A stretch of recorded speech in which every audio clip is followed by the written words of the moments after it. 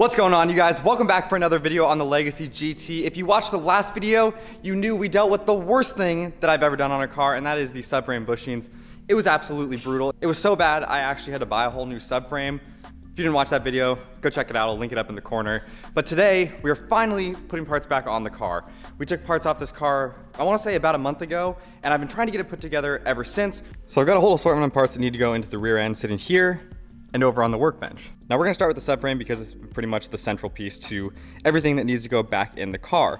Now, unfortunately, we were dealt with one more adversity, and one of these bushings was the wrong size that came in my kit. So I'm gonna just go ahead and start putting everything back together and just leave it not quite tightened down so that we can hopefully press that bushing in when I can get a hold of someone that can help me on Monday. But the show must go on. So we're gonna get this subframe in. We've got the diff to go in. I need to clean up the axles. And then we've got all the pretty bling parts over here. So we've got aluminum Spec B control arms. We had to get the ones to complete the rear. These have already been outfitted with all new Whiteline bushings in every location. We've got new Whiteline control arms. This is for camber and toe adjustment on the rear. We've got the rear lockout bushings, sway bar brackets powder coated. We've got a bunch of stuff to go on here. Just look at how good this stuff looks.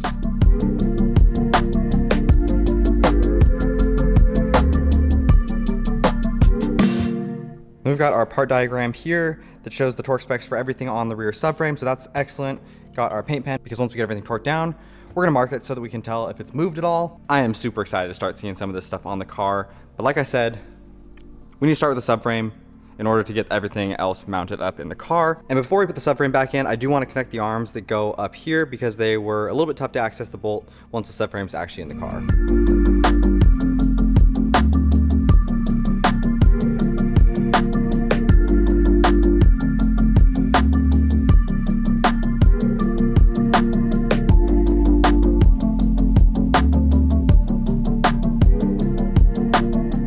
So the subframe is loosely in the car. I say loosely because each one of these mounting points has another piece that has to go on it before we can fully tighten it down. Now I did decide to leave the bushing off of this side over here because this is supported by a brace that goes along there that'll be easy to put on last, whereas these front ones here have a brace that connect up to our trailing arm, which needs to go on next. So these are the braces, and here are our beautiful Vapor Hone Spec B aluminum trailing arms. So these are the brackets that hold the trailing arm to the more frontal portion of the car, and those braces that I just showed you, one of them connects into a bolt here. So it's all kind of supported together. So in order to get this on the car, we need to go ahead and throw these brackets on here, get the speed sensor attached to this arm here because that one is currently off. I got to tighten this guy down. Unfortunately, the guy that I bought these arms from sent it without this bracket and said he was gonna get it to me, didn't get it to me. Long story short, this was on a national back order and just happened to show up today. So I love when things go right because a lot of things have gone wrong this build. So I'm gonna tighten that guy down, get our brackets on here, and to complete this all, we've got brand new hubs from Subaru. So we're gonna get those loosely attached on here and then torque them down when they're on the car.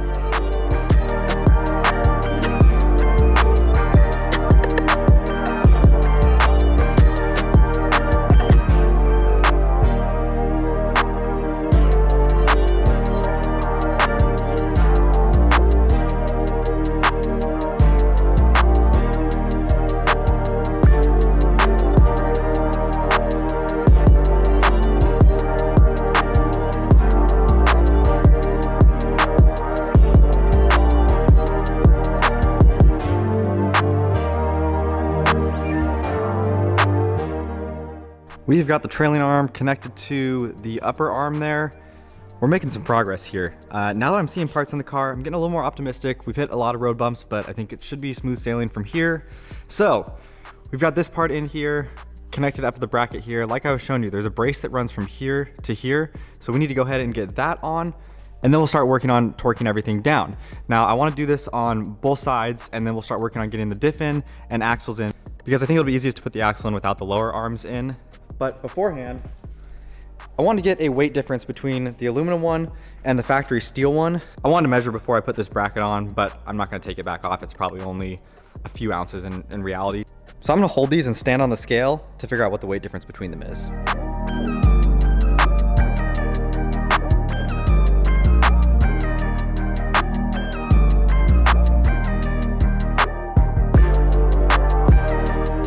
Wow, so that was 3.8 pounds difference between those two. So with the bracket and the wiring on there, we can probably say that's about a 4-pound difference. So 4 pounds on that, and I unfortunately didn't measure with the upper arm, but I think it's safe to say that these are saving about 4 to 5 pounds per corner, which is a fairly large amount of unsprung weight to remove from each corner. But let's go ahead and get the other side installed in the car.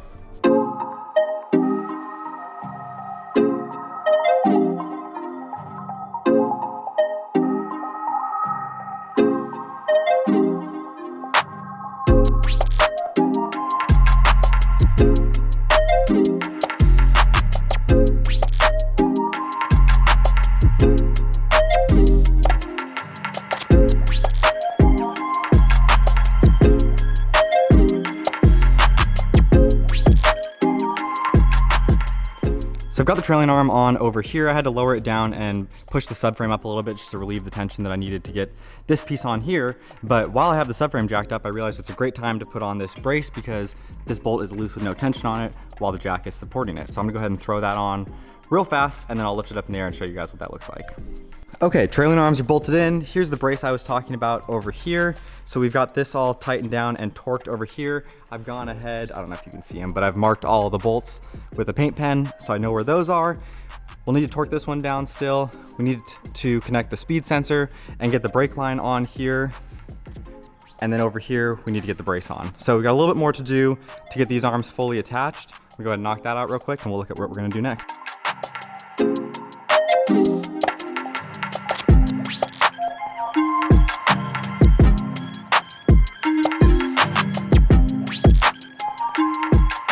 Okay, so I lied earlier. I said I was gonna put these on while the trailing arms were off the car, but then realized that the e-brake setup is attached to a cable that's on the car. So I'm gonna have to install these now that the trailing arms are actually on the car. But I'm gonna get these in before the axle so we can get the speed sensor, brake lines, and all that stuff situated while we've got more room back there. And I did get new hardware for these, and that's not just because it's new, although that is one nice part of this. The Spec B aluminum control arms are actually a little bit thicker, I believe, so they actually require a different bolt. So if you're doing this at home, make sure you get the proper bolts.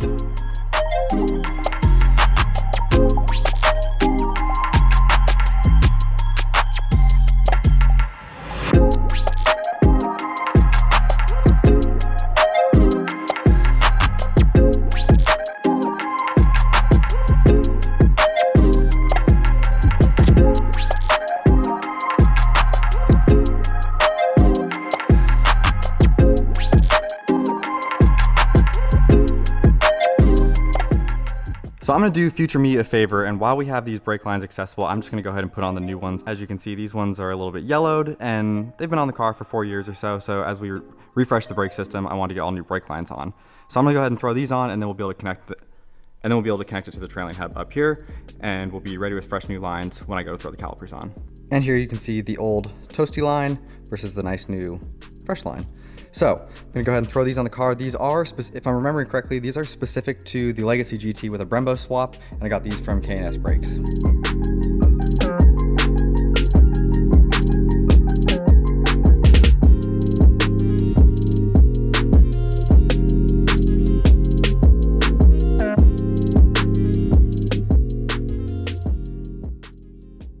All right, boys, we are moving right along now. So got the trailing arm set up all in. That includes the e-brake cable over here, the brake line up top, the speed sensor, all of that is in place. Like I said, we got these new brake lines in. Now, unfortunately, the piece that goes between here and here is quite rounded. Let's see, so it was pretty rounded from before, so unfortunately, while trying to do future me a favor, past me screwed myself. So I'm gonna see if I can get a new one from Subaru this week. If not, we'll make this one work. We're gonna get that replaced. And this side over here is done as well. So we've got the brake line all connected there and ready to go. So the next thing that we're gonna do is get the axles in the car. We're gonna put the axles through the hub, bolt those in, and that way we can raise the diff up into the center. Now, before I get the axles on the car, I'm gonna give them a quick clean because they're a bit dirty, and we want it to look good with the rest of the new stuff in there.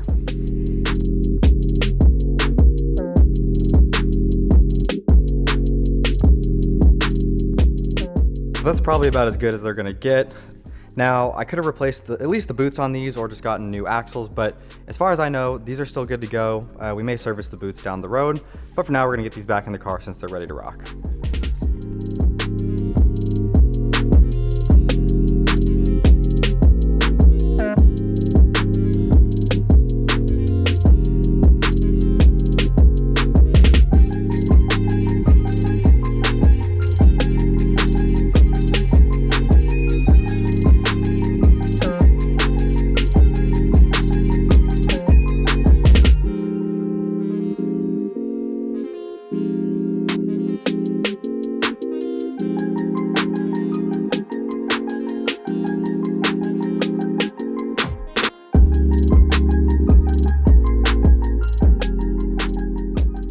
That was an absolute battle, but we got the diff in, got all the bolts torqued to spec. So it's officially time to put the camber and toe arms in from Whiteline. So we've got these beautiful adjustable arms from Whiteline. Huge shout out to Whiteline for the help on these. There's a discount code down in the description if you want to purchase any Whiteline parts for your car. They make a ton of different parts for a lot of different makes and models.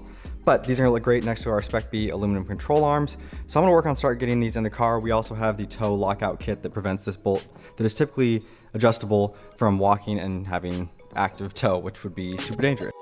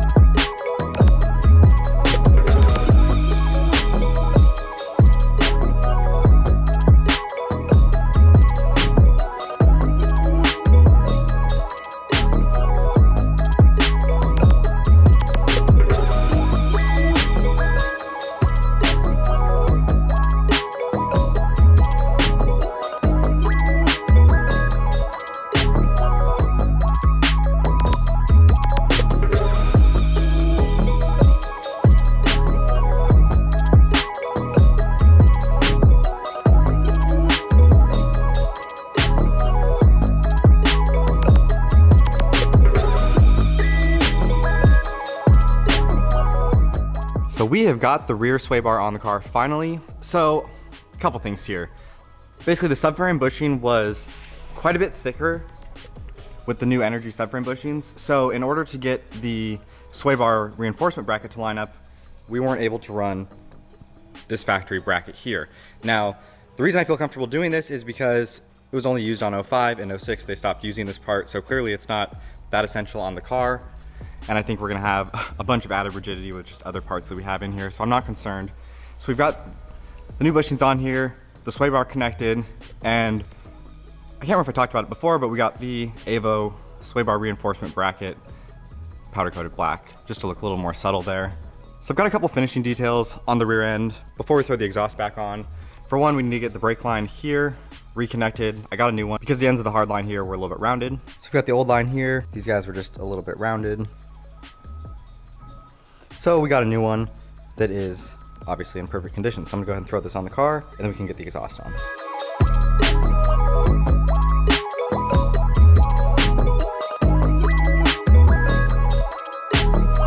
It is finally time to put the exhaust back on the car. So we had these Grimspeed super thick metal gaskets for the mid-pipe section. And what's great about these is that they're reusable, they seal super well. You know, it's a little bit more expensive, but definitely worth it. So I got those for the Y-pipe to muffler connection as well. So we're gonna go ahead and start getting this fitted back onto the car.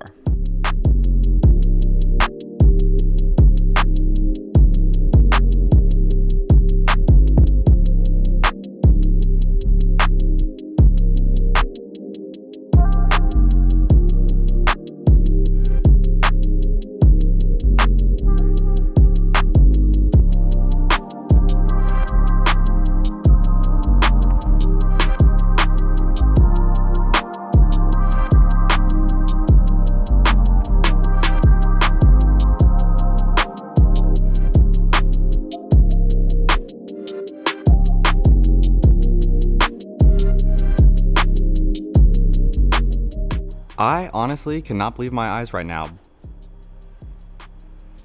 The suspension is pretty much all back together. We've got the exhaust on, we've got the sway bar installed. Now, some of the stuff we do want to torque to spec once it is resting on like the top of a ramp or something, once the suspension has settled. So there are things that we still need to tighten, and I am waiting, trying to figure out somehow the width of this arm on the opening here is narrower than the crush tube that goes inside the bushing. So there's no crush tube inside this bushing right now. I just have this here as a placeholder. I have someone at Whiteline looking into this for me. And once this is resolved, we can put the car on the ground.